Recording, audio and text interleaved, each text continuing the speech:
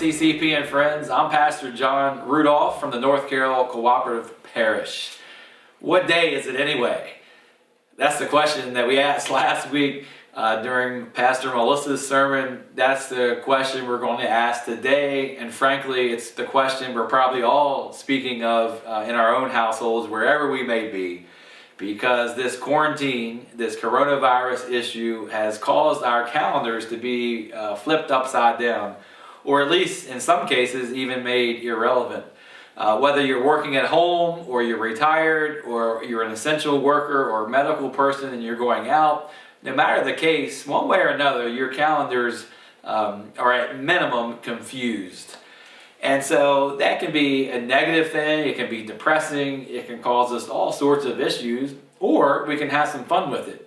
If we really don't know what day it is, or it doesn't matter, we can make it be whatever we want.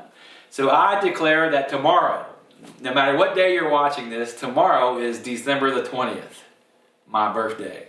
So I expect cards and phone calls and chocolate cakes to be delivered to my doorstep tomorrow in honor of my birthday. So happy December 20th day.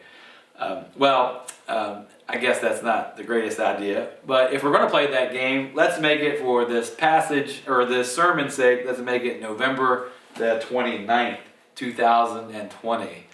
This is our family calendar, by the way, and we have been marking days just to try to stay a little bit stable in our household. But November is all the way down at the bottom. But November 29th, even though it's at the end of our calendar year, it's the beginning of the Christian year. It's the first Sunday of Advent. And so when we gather together in our sanctuaries on November the 29th, it will be the beginning of the Christian year. Interestingly enough, the beginning of the Christian year starts with the end in mind. And so that's why we hear passages like Mark 13 that we heard read for us a few minutes ago. On Mark 13, Jesus is speaking, and he's going to say a lot about time and days and seasons here in this short passage. This little apocalypse by the Gospel of Mark is a passage about the end of time. Jesus says, in those days, after the suffering of that time, the sun will become dark and the moon won't give us light. The stars will fall from the sky, and the planets and other heavenly bodies will be shaken. Then they will see the human one coming in the clouds with great power and splendor. So Jesus says the immediate sign of his return, when we can look to the clouds and see him coming, is when our days and times get all whacked out and confused. So I'm not trying to scare anybody or trying to make like I'm one of those TV preachers. You send me 1995 and I'll tell you when Jesus is returning. That's not what I'm saying at all. I'm just saying that Jesus says that our days will be messed up because the sun will become dark and the moon won't give its light. In the beginning of time, God created the heavens and the earth. It was on the fourth day that he created the sun and the moon so that we could set our days, times, and seasons. And so it's kind of fitting at the end here, they will be discarded, and that will be the ultimate sign. But what Jesus goes on to say, even more importantly, is that people will take signs and issues from the world, maybe even like the corona pandemic that we're going through, and try to say, now is the time that Jesus is going to return. And he's warning against that. He's saying, you'll know when I'm coming, because you'll see me coming in the clouds. He's like, so that's not the issue. Nobody knows when that day or hour will come. And so you can't mark it on your calendar for a future date and say, this is when Jesus is going to return. That's not how it works. Jesus himself says, nobody knows when that day or hour will come.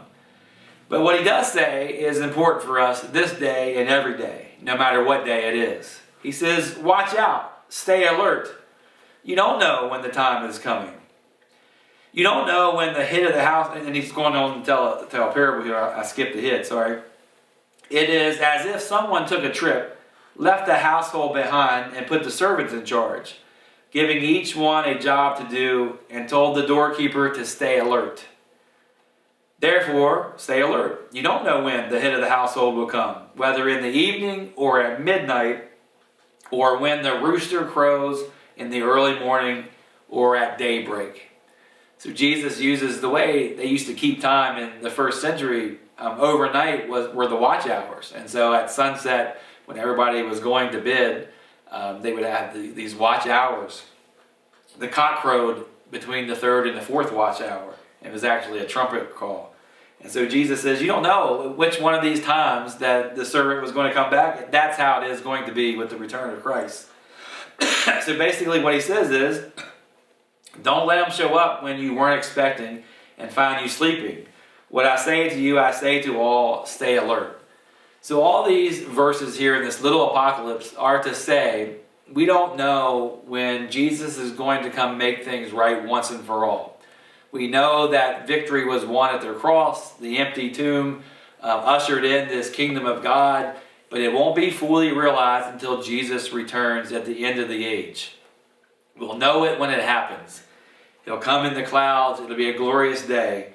The sun won't shine and the moon won't come out. Everything else is pointless to try to speculate. But what Jesus does say to do here is to be alert and stay ready. I know in our household, everybody's ready for this quarantine to be lifted. At least they say they're ready. What that means for our older kids, Asher, Annika, Marley, and Lydia, what they're hoping for and looking forward to is getting back to their activities. And so Lydia's a cheerleader, Marley's a gymnast, Asher's a basketball and football player, Annika wants to go back to New York to be with in her acting classes. And so what I've been telling them is, we don't know the day or the hour that we're going to be able to resume those activities. But in the meantime, you got to get ready. And so use this time as an advantage. And so for Asher and Marley and Lydia, do your workouts. Get out there and work hard and be ready for when the time comes and you're ready to step in and do your thing. And for Annika, who's working with voice coaches and acting coaches over Zoom, be ready for when you go back to be at the top of your game. And you can't be ready if you're playing video games or watching TV and laying around the house and eating a bunch of junk food. That's not how you get ready. And so those are the same lessons we need to take for our faith. If we don't know when this quarantine's going to be over, we can't wait around for the church doors to be open to be working out our faith.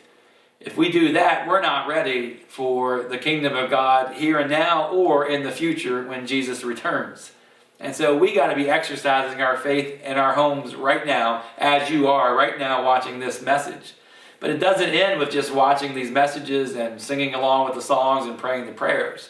Every day you need to be working out your faith. Every day I need to be working out my faith through the grace of God. We need to be studying the scriptures and praying. We need to be thinking of others first and finding ways that we can serve our community. We need to be contemplating and talking to God in new and ever-changing ways in order to stay connected and to build our relationships. If we just take a break from our faith right now because we can't go out and be with others, then we're not going to be in spiritual shape when the doors do open back up. And we certainly won't be ready for when Christ returns, whether that is today, tomorrow, or 1,000 years from now. So I encourage you to be alert, to stay ready. It doesn't matter what day it is. It's a day that you can grow in your faith. It's a day that I can grow closer to God. And that's what I'm thankful for here during this time of quarantine, because we can all do that no matter where we are until we meet again.